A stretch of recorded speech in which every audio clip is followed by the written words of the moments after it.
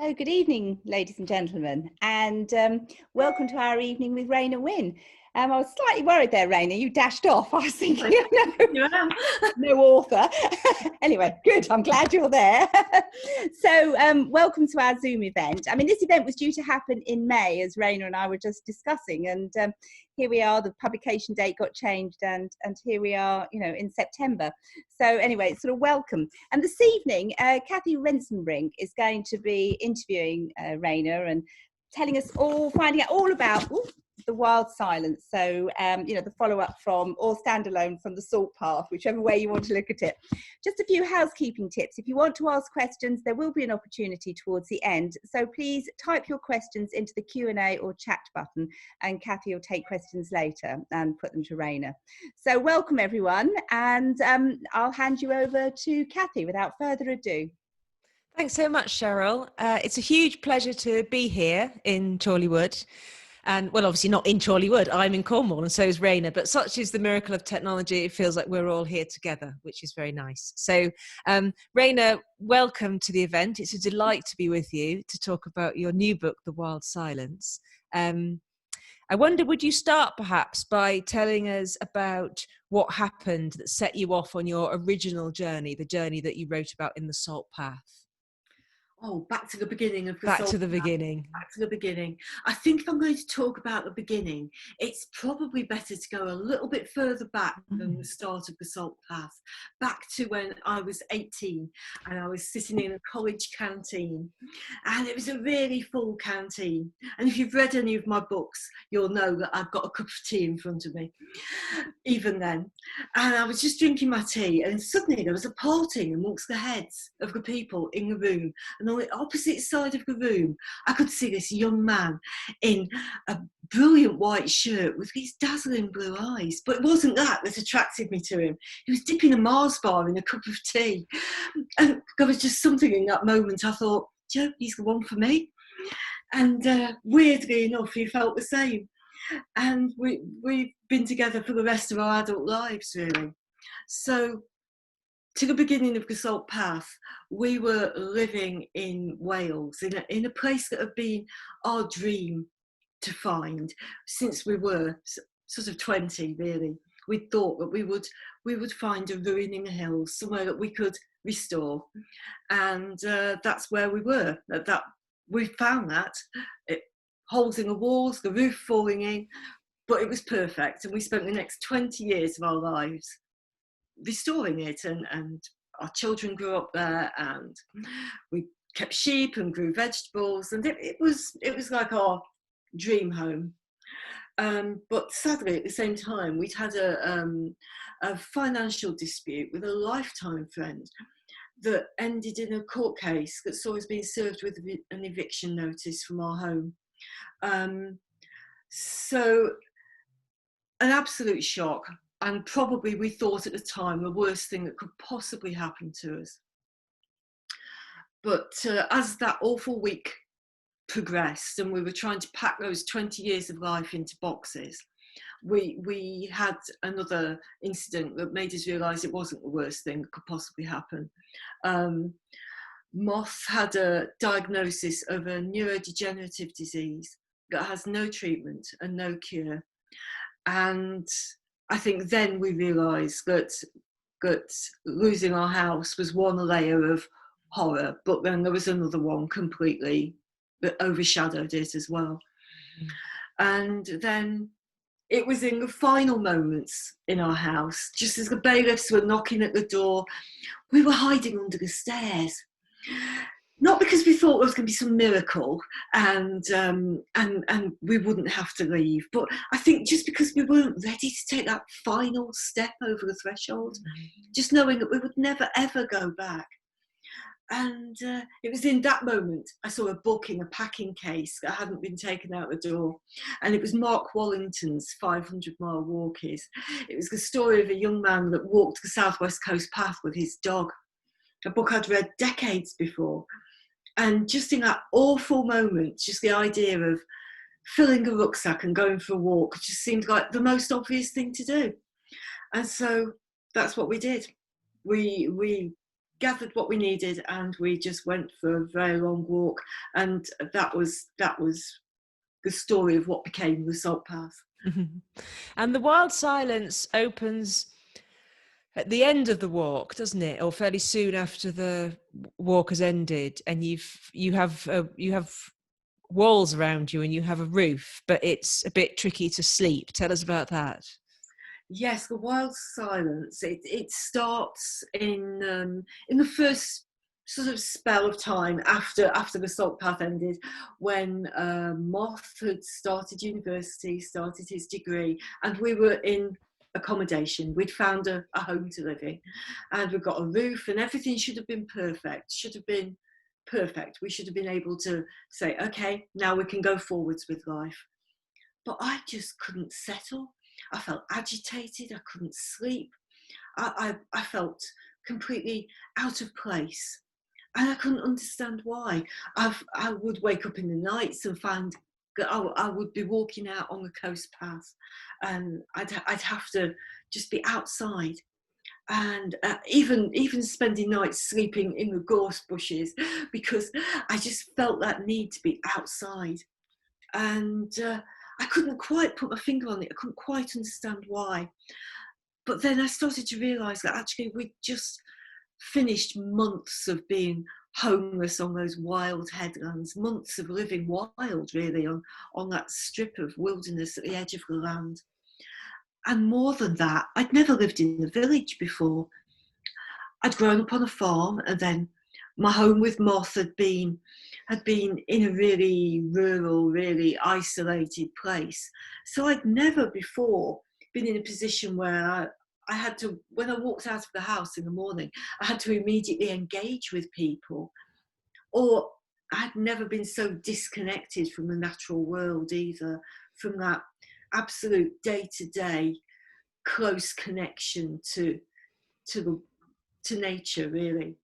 So it got so extreme that in the end I put the tent up in the bedroom and got into the tent, and there was just something about getting back in that smelly nylon dome, and it smelt like rain and wind and salt air, and I all filled the sleeping bag, and it was still full of sand, and that was it. I felt like I'd found myself again, and I did sleeping there for quite a few weeks.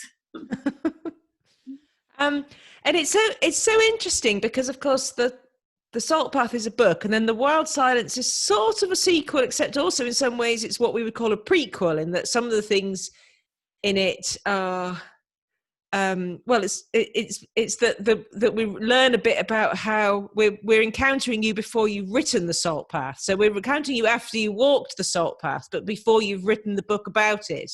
And I found that really enjoyable. And occasionally, kind of, I was sort of like, oh, where? And I had to sort of remind myself what had happened. Because I really loved reading all the bits in the Wild Silence about the writing process, and how you started to how you were thinking about the walk and how you started writing it down. So I wonder, would you tell us a bit about that? Well, yes. It was about, I started writing it down for Moth because his illness had started to, his health was deteriorating. When he started his degree, I think he obviously, it meant that he had to be a lot more sedentary, so lots of time in front of the screen, and that was having a really negative effect on his health. And he was starting to forget lots of things from the past, and forget things about our walk. He was learning on one hand, but then forgetting things on the other, to the point where sometimes he'd go to university and never get there, and he'd call me from some random place in Cornwall to say, oh, just having a lovely cup of tea in St Ives. She's like 2 hours away from us. Yeah, and then I started to realise that he was starting to forget parts of that walk. And I couldn't bear the thought of him forgetting it. It seemed like such a powerful, important thing in our lives that walk had given us, that I wanted to make some sort of record of it for him, so so that he could read it and he would maybe remember something of it. So, but I didn't know where to start, didn't know how to start, never written. I'm not a writer. But I got Paddy Dillon's amazing little guidebook, and so I opened that, and in that were his amazing descriptions of the path, and the OS map that runs right through it was there, and when I put those two together, I could feel the path again. But more than that, in the margins of every page, Moth had sat and written in the tent most nights, just in pencil, little notes in the margins of where we'd camped, people we'd met, strange things that we'd seen. And when I put those three together, it was almost as if I could smell the path, as if I could just feel the wind. And I started to write it. I started to write it just as notes, just to write up Moth's notes. But when I looked back on it, I couldn't feel it. You know, I couldn't feel the path. And I started again then to try to give him the story of the time on the path. And in doing so, try to put him there with me. And that's what I was writing towards him reading it and him feeling as if he was there walking on that path next to me. And so I wrote it while he was at uni. I wrote it frantically during the hours he wasn't there.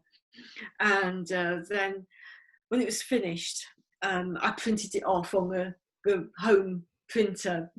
Started out black and then it ran out of ink. And tied it up with string and gave it to him for his birthday. So that was the beginning of the Salt Path. And I mean, it's so, because you're such a partnership, you and Moth, aren't you? Like such a true team and have been for so many years.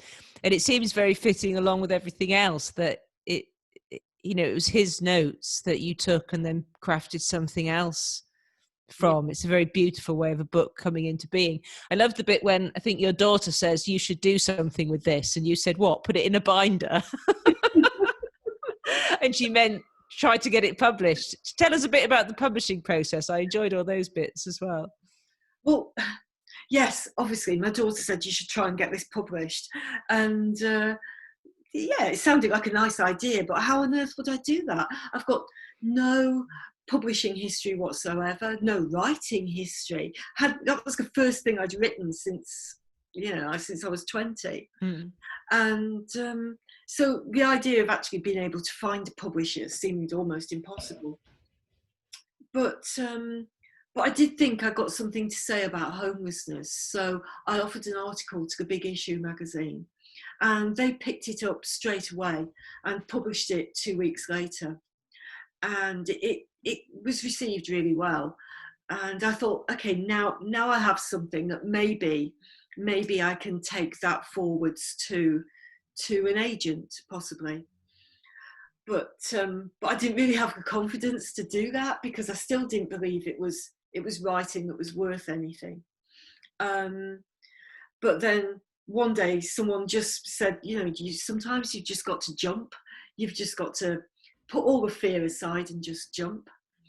And I went into the place we were living then and started Googling for agents, and found one that I thought wasn't too big or not too small, a bit of a Goldilocks, and sent off my first few chapters. And the next day she got back to me and said, can I have the rest of the book? Which I sent off, and a week later I'd signed with her. It was so lucky, random, call it what you will. And then of course it just went out to the publishers. She took it out to the publishers, and the first publishing house that I visited that Sega would like to meet was Penguin Michael Joseph. And I thought I was just going to meet the young commissioning editor who had picked it up, but I went into the office and there was this round table with 5 people sitting around it, all the heads of Michael Joseph. I was terrified, never been near a publishing house in my life. And but they said, let's just put you at your ease. We want your book. And it was like a miracle. It was just unbelievable, really. And Yeah. they wanted you to change the title, didn't they? Well, yes, they did, because it wasn't called The Salt Path at that point. It was called Lightly Salted Blackberries, which I'd called it that because it was a point, that, something that had occurred to us while we were walking that felt really important to me. We were walking along this really wet headland on a foggy, misty day, and we saw these two old men coming up from a cove below, and one was like fully covered in hat, coat, gloves, the lot, and the other one was in his bathers and flip-flops. And when they got close to us, I could see they got a Tupperware box of blackberries, and they offered me one. And I didn't want to take it because the ones we'd had to that point, they'd been sharp and tart and really not nice at all. But I took one to be polite. And when I bit into it, it was like the most perfect purple autumnal flavour that you can imagine. And I said, well, what is this? It's some rare species from down in the cove. He said, no, this is something so special. When the mist comes in and lays a layer of salt on a perfectly ripe blackberry, and what you get is something that money can't buy and chefs can't create. It's a gift of time and nature. Well, I sort of hung on to that as we walked, and then afterwards, for the months afterwards, I held on to that idea of that walk being a gift of time and nature, because that's what it felt like to me. So it seemed like the obvious title for the book, Lightly Salted Blackberries. But as soon as the publishers got that, they said, can't have that, sounds like a cookery book. Yeah, so I had to go away and rethink that one. It's a pretty good title though, The Salt Path, isn't it? Yeah, it's not bad, is it? So the book is published and becomes very successful. And you and Moth go on the road and go to literary festivals, and I really liked the way that you write in The Wild Silence about how life changed for you, and how the perception of other people changed about you. Because obviously in The Salt Path, you write a lot at the beginning of The Wild Silence about what it feels like to be homeless and how it feels to be regarded by people who judge you. Of course, all that changed, didn't it, presumably, when you became a sort of famous writer type. So would you tell us a bit about that? Yes, I think that was a sort of at the root of some of my problems in the village at the beginning of the book. Was we'd experienced so many unpleasant reactions when people realised that we were homeless. Reactions that were based on sort of prejudice and their preconceptions. But when we were walking, we'd been able to do just that. We'd been able to walk away. And so living in the village, I was afraid that people would find out that to that point we'd been homeless, and I would experience that sort of reaction again. And I think that was part of that sense of withdrawing from people, was because I think I'd sort of lost trust in human nature, really. Not only had trust seen us lose our house because we trusted our friend, I felt I couldn't trust the reactions of other people towards us. So I was really struggling with interactions with other people, actually. So when it came to actually having to do PR for The Salt Path, not only was the fact that I got to do that a complete shock, I just didn't know how I would do it. I'd really thought that you hand your manuscript over to the publisher, they do their magical thing and it ends up on the shelves and that's the end of it. I had no idea that you had to go and talk to people about it. So being, quite introvert sort of person anyway, then, the problems I was having in the village made me feel even more withdrawn from society. The idea of getting on a stage and talking to a room full of strangers absolutely terrified me. And I really didn't know where to start. But there was something really unexpected started to happen in those events. And it wasn't really when I was on the stage. It was it was in the signing queues afterwards, when people had bought the book and they were coming to have their book signed, and people were telling me their stories and their problems with their life, or things that had happened to them that had caused them to have to reassess their lives, or through emotional or financial or health problems that they felt they connected with our story. And I think through that, I started to see that actually we're all the same. You know, we all feel the same things. We all share so many of the same emotions and the same doubts and the same frailties. And then, you know, shortly after the Salt Path had been on the shelves for a while, I started to receive lots of letters and emails and messages from people, again, sharing their stories. And I think it started to break down that barrier between me and other people. And I almost felt as if it became a two-way street. Reading the Salt Path was helping them in some way. Them sharing their stories helped me in a huge way. Mm-hmm. And it really became a sort of interactive process, really. Yeah. And then a particular reader got in touch, didn't he? One of your early readers who asked if you could meet. Tell us what happened then. Yes. Not just PR, I had to do social media, and I had absolutely no idea what I was doing. So I signed up to Twitter with really not the foggiest. And so when someone contacted me and said, "Can I have your phone number?" Well, I just gave them it. Maybe I wouldn't do that now, but it seemed reasonable at the time. But it turned out to be a reader who had connected on such a personal level with the Salt Path that he felt that he just had to get in touch with us. And he was someone who who owned an old cider farm just a few miles away from where we were living, a place that had been neglected over the years and badly overused on an agricultural basis. And he had this dream of returning the biodiversity to the farm, allowing the wildlife to come back. And he'd read the Salt Path and thought that we were the ones to help him fulfill that dream. Well, we were overwhelmed by the offer because it seemed to present everything that we needed, sort of a return to a life that would be controlled by the seasons and an everyday deep connection to the land. It's something that we really felt that we needed. But how could we? How could we possibly ever trust anybody again? And we would have to trust him to do that.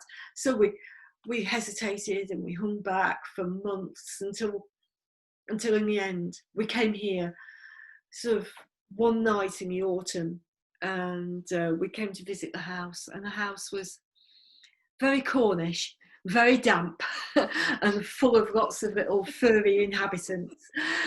And we'd had the windows open because the smell of the damp was quite extreme. But we were just closing the windows. We were about to leave that evening, just as a roe deer jumped out of the hedge opposite and just walked in front of the house, and then just disappeared into what then was shoulder height grass and weeds. And just in that moment, we thought, we've got to do this. This is a magical place. We've just got to do it. So we just took a huge leap of faith and came here. And that's where you're speaking to us from now, from the cider farm? Yes, from the not quite as damp as it was. Would you share with us your tips for how to get rid of rodents in the house? Well, probably it's not the most effective, actually. Yeah, a roof full of mice that scampered about like a little football team. But I couldn't bear the thought of just putting down loads of poison and rat traps and mouse traps. So I had a day up there when Moth was away, and decided I could roll them out in the insulation. Yeah, so I rolled all the insulation and rolled them out through the vent holes into the gutter. And watched them slide down the downpipe and away into the garden. Went back into the house, very smug, very, very happy with myself, put the kettle on, drinking my cup of tea, and there they went, 5-a-side across the ceiling. So they're still here. They're probably there right now. I've just sealed all the gaps so they stay in the roof. And I wonder, would you tell us about the goat moth? Well, yes. When we first came here, there was a tree in the orchard, a really old, gnarled apple tree that had fallen down, and part of it was still trying to turn up and try to grow to the light, even though most of the roots had snapped off.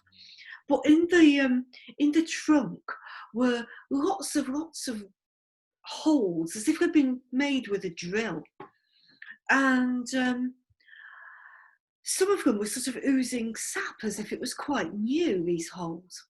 And I started to look around at what might have created these holes, and came across this thing called the goat moth, which apparently lays its egg in old or rotting wood, definitely of apple trees, and those eggs can take 5 years to become larvae before, anyway, to turn into those things. Never mind even become moths. 5 years. So I spent hours and hours when we were here, sitting on the tree waiting for something to hatch out. And I waited and I waited, and the resin went dry, and I waited, and I'm still waiting because I haven't seen anything. Yeah, I was convinced it was a very rare goat moth that might be the only one in the area, and it may still be. 3 years to go. Another thing that you write about in The Wild Silence is you get a phone call that you have to come to hospital because your mother's very ill. Yes, that's towards the beginning of The Wild Silence, and my mum was taken ill. She had pneumonia, and then while she was in the hospital, she had quite a severe stroke, and then I moved into the hospital to be with her for what they said was going to be just a few days, but turned out to be weeks. But I think that time that I spent there was really interesting because it took me back to the landscape of my childhood, back to the place where I grew up, and the place where I started to really form that deep connection to the natural world. And I write about it in Wild Silence for that reason, because I think throughout the Wild Silence I'm trying to get to the bottom of what that connection to the natural world is, where it comes from, how it's influenced our lives together, and finding myself there during that intense emotional time really made me see where that feeling came from, that it was such an intrinsic part of me, of who I am, of those formative years. And I think there are times when life is really difficult, in those really hard moments of life, I think you can see yourself more clearly than sometimes in the reflection of what you're going through. And I think I wrote about it mainly for that reason, for that sometimes, some things have to end before you can actually find out where the beginning is. But then later when I was living in a village, I started to realise that many of us go through a sort of difficult, traumatic time in life and find ourselves looking back for a time when maybe we felt more secure, or maybe more sure of who we were as people. And I think sometimes you've got to go back before you can go forwards. And I think that is what I was trying to do in writing about it, was to go back and explain myself to myself in order to be able to find a way to go forwards into the future. If that makes any sense. It makes loads of sense. I think an awful lot of writing, a lot of memoir writing, I think, often the origins of it is the self trying to explain the self to the self. And then later on, other people get involved, which is miraculous. I think lots of writers I really admire say things like, I write to find out about myself, and I don't know what I'm going to write until I start writing it. I was also very struck with all the bits about your mum, because your parents never liked Moth, did they? Which is possibly the understatement of the year, is it? No, they weren't keen.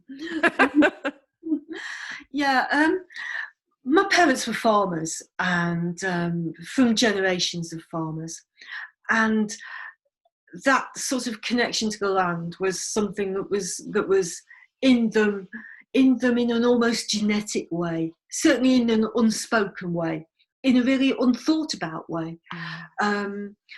Moth, of course, although he had a connection to the natural world, wasn't the same as me. I'd grown up on a farm, so I had that really sort of domestic, rural sort of sense of nature that I developed through the farming calendar almost. But then I met Moth, who'd grown up on the edge of a town, didn't come from a farming background, but still he had this incredible passion for the natural world, but he was really drawn to the mountains and to the wild places. So I felt as if our shared passion of the natural world would be enough, but my parents couldn't see beyond the fact that he didn't have any acres, so maybe it just wasn't the one for me. But then I think part of that time that I write about in The Wild Silence, of being with my mum when in those last weeks, I think I come to realise during that time that maybe they always could see that need for the natural world and the connection to the land that I had even at that young age. And maybe just because that's what they knew, they thought that I would only be able to be happy if I was on a farm and connected to the land in that way. Mm-hmm. But at the time, it was a really tricky time of life when the people you love, you have to keep them separate. It's not an easy way forward to. And Moth wanted to come and support you with your mum's death, didn't he? But you didn't want him. Tell us about that. That's right. I think the problem was that the way that that it had been described to us, that Moth's end would probably be via pneumonia and an unpleasant end, and that was what I was experiencing with my mum. And I think for myself, I had to keep them separate, because it was as if I was dealing with one death, but then a future death was impinging on me, and somehow I had to keep them physically apart in order to keep them mentally apart. I think that was really at the root of it. Mm-hmm. Also, even then, she really didn't like him. Yes. Yes, it's so powerful. All that section, that it's powerful enough because we're watching you watch your mother die, but also with this sort of terrible foreshadowing. And as you said, she still didn't like him. When the doctor originally diagnosed Moth, he sat on the edge of the desk, didn't he, and said, "Go careful on the stairs." Is it fair to say that since getting that advice to go careful on the stairs, you've both completely ignored it? On the whole, yes. Yeah, be careful on the stairs, don't get too tired. So we walked 630 miles, and it's like climbing Everest nearly 4 times. But that wasn't enough, really, was it? Yeah, Moth's health started to improve when we came to the farm. Just that day-to-day activity out in the natural world seemed to definitely he found a plateau with his health. But at the moment was still on. But I think he started to feel as if he wanted to push it a little further, just to see if we went on another walk, if it would improve again, like it did when we were walking the coast path. So we were starting to think of another walk, that we should do another walk. And I'd found this book, it was called Epic Hikes. And in there was this fantastic picture of a walk in Iceland through these multicoloured mountains. It was just such a lovely picture. I kept leaving it open on the table and on the cupboard, and just leaving it open. And then a few weeks later, he said, do you know, I'd really like to go to Iceland. So, fantastic, let's go to Iceland. So at the end of the Wild Silence, we go on a walk to Iceland. And it's not just a stroll, actually. We took a 4-hour off-road bus trip in this bus that had wheels that were taller than me. And we went 4 hours into the southern highlands of Iceland. And then this bus just dropped us off at a place that has a name on the map, but I don't know why, because it's just like a shed with a collection of tents and an old bus, and it's just as if everybody just gathered around the shed. And then the bus drove away, and we were left at this head of a lava flow on a dried, massive Icelandic riverbed that would have had a glacier rubbing through it only a few thousand years earlier, in the middle of the multicoloured mountains that had been in the book. And we were slightly terrified. It was such a daunting and a wild and otherworldly landscape. But not only that, we just left the UK on an August bank holiday in a heatwave. And we'd arrived in Iceland at the start of what they said is winter. They were convinced that summer ended on the 31st of August and winter began on the 1st of September. And they kept telling us this as we were walking. Every Icelandic person we passed said, winter on Saturday. And we were saying, what is this nonsense? Came to the Saturday morning. We were camped up on the side of thousands of feet up a side of a mountain, and it was absolutely freezing cold. And we opened the tent flaps, and there was snow. And just as I predicted it would be, winter came on Saturday.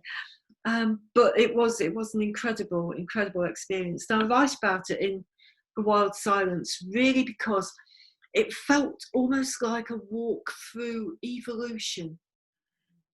And I think so much of what we experienced there tied up what I've been trying to say in the rest of The Wild Silence about the natural world, the human, and our connection to it. And how we are part of it. We're not alongside it. We're not observers of it. We're part of that natural environment. Even if we don't acknowledge it, we simply are. As organic beings, we are part of it. Mm-hmm. And that's why I wrote about it. Also because it was such a great adventure. But I just wanted to share that. I did, as I was reading those bits quite often, I did feel I was sort of almost holding my breath. I felt so sort of, the writing is so good and you so feel that you're there. I felt so worried that one of you was going to fall off something. One of the things, it's interesting, isn't it, what people love a book, and for everybody's different reasons. I've always found that fascinating, that two people might love the same book, but actually they'll love it for quite different reasons. And I think that obviously a lot of people, when they think about your books, they think about it as nature writing. And there's a lovely bit in The Wild Silence when you're talking to Moth and you sort of say, like, well, people say they're about people say it's about nature, but really it's about you. I was writing the book for you, and I was writing the book to keep you. And then I was thinking how one of the things I really love about both books is which again, for me, you see, I wouldn't say, I don't even think if it's nature writing. I think that it's a love story. I think it's the I'm going to cry. It's the love story of you and Moth. And it's so beautiful because there kind of aren't enough enduring love stories around. But one of the other things that I really adore is just it's the not even the writing about the animals, it's the writing about the peoples. It's the strange characters that you meet on the cliff path, on the salt path, and then in the village, around the cider farm, and in Iceland in the Wild Silence. And I wonder, would you just tell us a bit about some of the people you met in Iceland, maybe about the girl who's carrying all the stuff? I liked her. Oh yeah, I think I love writing about people. I think people are absolutely endlessly fascinating in the way they interact with each other. We were heading into the Highlands, and we were going through this incredibly remote area of just this rounded, domed hilltop, and it was all these multicolours of peach and bronze and green and white and sulphur jets coming out of everywhere. And we were being really careful to carry as little as possible, knowing it would be quite a difficult trek. But we stopped, and this couple walked past us as we were eating another Mars bar, and this young couple walked past us, and their packs were absolutely enormous. They were honestly, if there'd been Sherpas, they would have been weighed down by them. They were enormous. And we bumped into them later in the day in like a cooking tent near one of the campsites. And they started to unload their packs. And the boy in his rucksack had a lovely sleeping bag that was enormous, this beautiful down sleeping bag, and a pillow and his clothes. And the girl in hers, she opened it and she took out a frying pan, a dozen eggs, tins of beans. In fact, she looked like she'd just carried it out of the supermarket. And there was so much weight of food in this bag. I just couldn't grasp how much food was in this bag. And she proceeded to start to cook food for the boy. And this relationship, this dynamic between these two, I just carry it through our time in Iceland, because we kept bumping into them at numerous places along the way. And we watched as their sort of relationship disintegrated around them as they walked along. And how the boy, who was carrying a huge rucksack that weighed less than my boots, was forming a relationship with someone else while she was still carrying half of the supermarket. And so it was a ultimately fascinating story of the things we do. We do for people we think we love. Yeah, absolutely. Yeah. Lovely audience at home. I'm going to start taking questions soon, so do pop some in the chat box or the Q&A box. Raynor, another thread that I really enjoyed in the Salt Path is the recurring way in which Simon Armitage crops up. Just remind us what that's all about.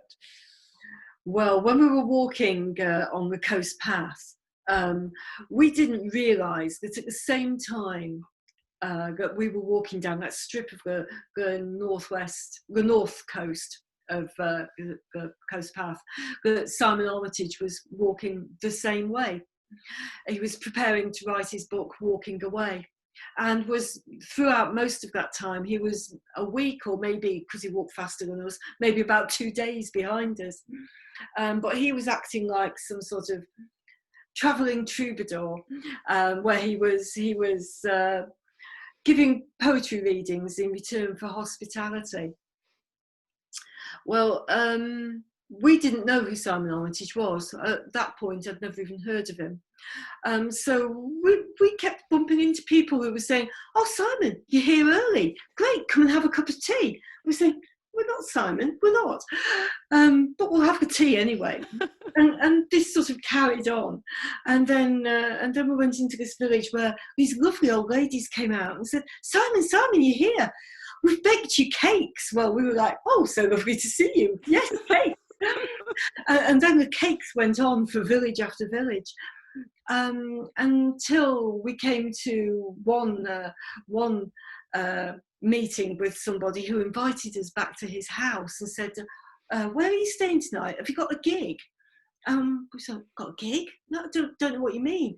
And we said, what are you doing and where are you staying? He said, just walking till we camp, don't know. He said, well, come back to ours, we've got a huge lasagna. Well, we were back to his house like a shot. And the evening went by, we drank his wine, we ate his lasagna. We were going to camp in his garden. And it got quite late. And he said, look, you've eaten my food, you've drunk my wine, it's time for a poem. And we were like, what, a poem? And he said, look, you can't pretend anymore, Simon. It's, you know, you've had my hospitality, where's the poem? And Moth is not a poet, that's for sure. He may well carry a copy of Beowulf, but he's definitely not a poet. But he does know this one poem that his dad used to recite in the builder's cabin at lunchtime about a boy and a goat. And the publishers have told me I can't recite it. But it seemed to do the trick anyway, because we left with bacon sandwiches the next day. I never ever have met Simon Armitage, but I did get a message once that he was really pleased that the book had done so well, but he was still annoyed that we ate all the cakes. And I love the mirror way in which, in The Wild Silence in Iceland, when people are giving you funny looks, and it's because they recognise you, because the Salt Path's just gone #1 in Germany, and they've seen you on the magazine stands. I liked that sort of mirroring of people used to give you cake because they thought you were someone else, and now everybody wants to give you stuff because they know who you are, and that felt very good to me. Yes, it's very strange to realise that it had come out in a magazine in Germany while we were walking in Iceland, and I didn't realise. So I'm just going to have a look at these nice questions. Sheila says, you talk about blackberries, and this reminds me of reading about your diet of noodles and fudge. How did you manage to keep healthy without veg and much fruit? Seems a recipe for vitamin deficiency and anemia. Yet you were exercising so much and must have been very physically fit. That is a very interesting question. It is, yes, because we were eating really badly. We did have weeks where we ate not a lot other than noodles, and then some days where we existed on fudge, and then the worst day where we shared half a wine gum each. It's not exactly an ideal diet, and I've got to say I wouldn't really recommend it. So when we did eat blackberries or anything else, it really did have a very bad effect on us. Mm-hmm. And we were physically becoming stronger, physically a lot stronger, but probably it wasn't having the best effect on our internal digestive system. Mm-hmm. No, it's not a long-term diet, that's for sure. Yeah. Another nice question here from someone who read The Salt Path in lockdown, and it seemed the perfect companion to the pandemic. So this person is asking, do you think the experiences you and Moth have prepared you for the isolation of the pandemic? Yes, I think so. I think so in a lot of ways, because I think I'm quite happy with my own company, and we're quite happy for it to just be us. And it was through lockdown, it was just Moth and myself, and a fortnightly trip to the supermarket. And that's how we spent actually quite a few months. So yes, but I think lockdown's taught us so many other things, hasn't it? We've been able to open the window and hear the birds sing. And we've all felt that, even if we've been in a town. And I think that's made me think that actually, in a way, it's shown that that's what our connection to the natural world is as humans. You know, it's always there, it's always happening, even if we don't acknowledge it. It's always happening, just like those birds are always singing. We just don't always hear them. Yeah. So I think there's been lots of lessons for all of us to take from lockdown. Not just about enjoying our own company. And Carol is asking, which I'm sure everybody wants to know, how Moth is now. Well, he's not as well as he was when we finished the Salt Path, that walk. But he's still in much better health than the doctors and the consultants say he should be. So we just keep carrying on being as active outdoors as we possibly can, and enjoy the sunshine while it lasts. And Irene is asking, could you say something about Moth's love of Beowulf? It's a strange thing, isn't it? Strange thing. He thinks it's a really interesting portrayal of historical attitudes towards land and human interaction on a really strange level. I think it's just a story about boys and swords, but we differ on that one. Oh, this is a really lovely question from Annette. She says, lovely to have the opportunity to say hello. Could you please say a little bit more about the numerous comments you had about being oldies on your work of the Salt Path, because you look young to me? Yeah, that was quite a shock. How many people said, "Oh, how can you be walking so far? For old people." That was quite a strange thing, and we encountered that again, even more so in Iceland. And I write about that in The Wild Silence. And I think it's not about us being old. I think it's about the prejudice of the young towards people who are over 35, actually. So I'll go with that. Penny is asking, she says, first of all, she loves the books and has listened to them both on audio. She says, do you have another walk planned? Well, we do actually, a big walk for next year, but I can't tell you too much about that because it's going to be book 3. Oh, how exciting. So get your boots ready. Oh, that is really, really, really exciting. Can't wait. And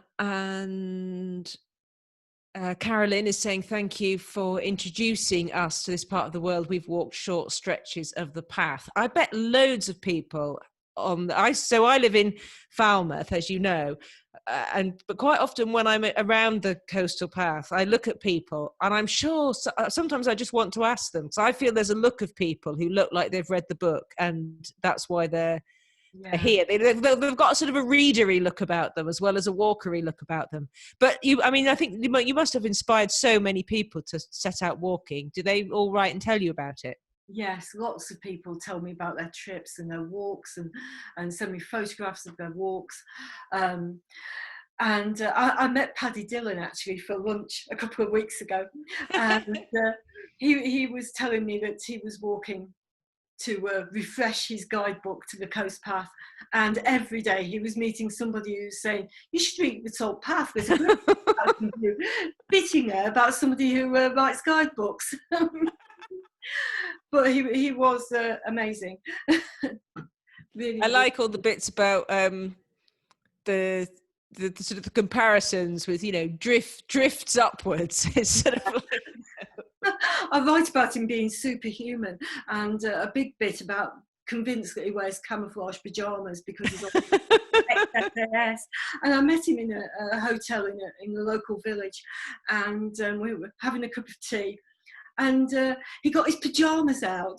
I said, what are you doing, Paddy, getting your pajamas out? And he says, I've kept them here just to show you that they're not camouflage. That's lovely. Frances is asking, well, she says, first of all, I love the Salt Path, both for your incredible story and for the honesty and beauty of your writing.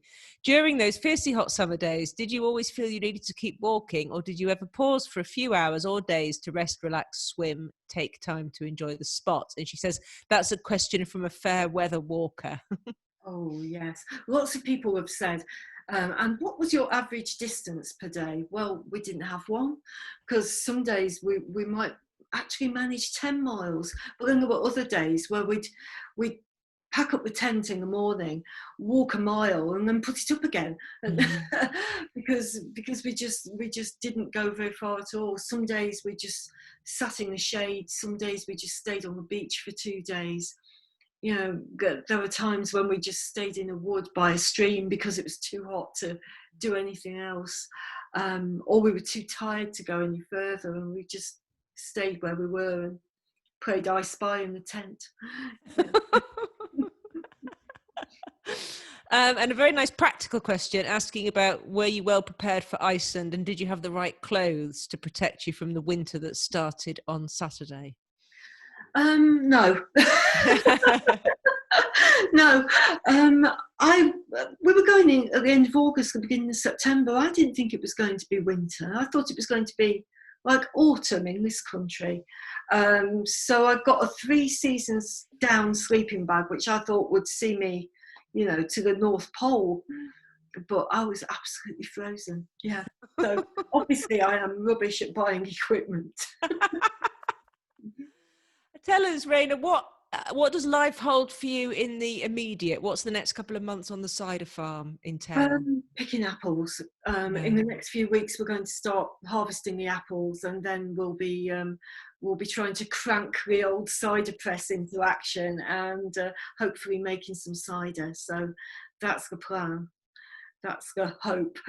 But we can get that old cranky machinery to work and see what happens. Yeah. And how is and will that all be weather dependent? Like, how does the weather affect the apples? Really, the apples are almost ready, but that's the lovely thing about cider. It's quite forgiving. They can have fallen on the floor and still be okay. So even if the weather takes a turn for the worst, we can still pick them up from the ground and press them, as long as they're not rotted too far. And people come and help you in the wild silence, don't they, to pick up the apples when they're all on the ground? That's the wonderful thing about the apple picking. It's quite communal, And in this area, I think on this farm, historically, it's been quite a communal thing to do. So it's quite nice to find that people are starting to want to sort of like bring that back, that sense of local community. So difficult. Well, if you need 3 people from Falmouth to come over and apple pick for a day, I'll volunteer myself and the husband and the son for it. We'd love to come. We do, definitely. You. We're COVID distanced apple picking. Gosh, yes, socially distanced apple picking. Each. Yeah. And how is it? Tell us are you close to the sea where you are? We're very close to the river. So if you think in terms of the river, we're about a mile upstream from the sea. Mm-hmm. So not far away at all, just a few minutes away from a walk down to the beach. That's lovely. So an idyll, would you say? You found an idyll? Do you ever still feel the need to sleep in the tent indoors, or are you happy with the walls now? No, I'm okay. I put the tent away for now. I do sleep with the window wide open though. Sort of balances it out. Well, this has been such a complete pleasure to talk to you. I'm just checking that we've got Penny's asking another brilliant question, actually. I'm very glad you've asked this question, Penny, because I was delighted in the wild silence that we get to meet Dave and Julie again from the Salt Path. And Penny's asking if you're still in touch with them. Oh, absolutely. Yeah, they've become really close friends now, actually, Dave and Julie. We walk through Iceland with them, and we visit each other whenever we can, really, which isn't so much this year, but yeah, other trips planned. Oh, that's lovely. That's lovely. I'm just checking that I haven't missed anyone. Well, this has been an utter pleasure. And I must say, Penny says that's lovely. I must say, a lovely audience. All your questions have been delightful. And obviously, it would have been very nice if we'd been all in real life together in Chorleywood. But given that we couldn't have that, because one of the things we know about the pandemic is that we have to cut our coats to suit the cloth that we've got at the moment. Given that we couldn't have that, it's been certainly a great pleasure for me, and I hope for all of you, to be with Raynor Winn tonight. Everybody I meet, when I say that I'm going to interview you, they just say to me, "You're so lucky, she's so lovely, I loved her book, please give her my love, please tell her to give Moth my love." They're beautiful books, and I think the fondness people feel for you and the journey is a beautiful thing in this world, really. It's just, I finished both of them just feeling really glad that you and Moth exist, and that you, between you, have travelled and written and share this lovely story with the world. So it has been a delight to be here with you tonight. Well, thank you, Kathy. It's been absolutely lovely, and congratulations, because your beautiful new book, Dear Reader, is published today. So it should have been me interviewing you. I can't, there's nothing I would have rather done this evening than interview you. It felt like a perfect round off to my day of publication. So it's been joyous. Well, thank you. It's been great. Thank you. Thank you both. It's just been a wonderful evening. And Kathy's book, Dear Reader. Oh, you are both so generous. A little plug for Kathy's book. And we're also doing a Zoom event, aren't we, Kathy, on the 13th of October. So we are, yes. We'll be back. So, you know, that'll be lovely to talk about your book. So that's very special. But back to you, Raynor, and The Wild Silence. We have signed copies of the book in the shop. And I know the weather is gorgeous this week, and I know I'm going to spoil it by mentioning Christmas, but it will make a lovely Christmas present for your close friends and family. So thank you both so much for an absolutely wonderful evening. It's been such a pleasure hearing you both chat away like that. It was lovely. And if we were in a hall or in a venue, we'd be giving you a huge round of applause. But thank you both so much, and good night, everybody. Thank you for joining us.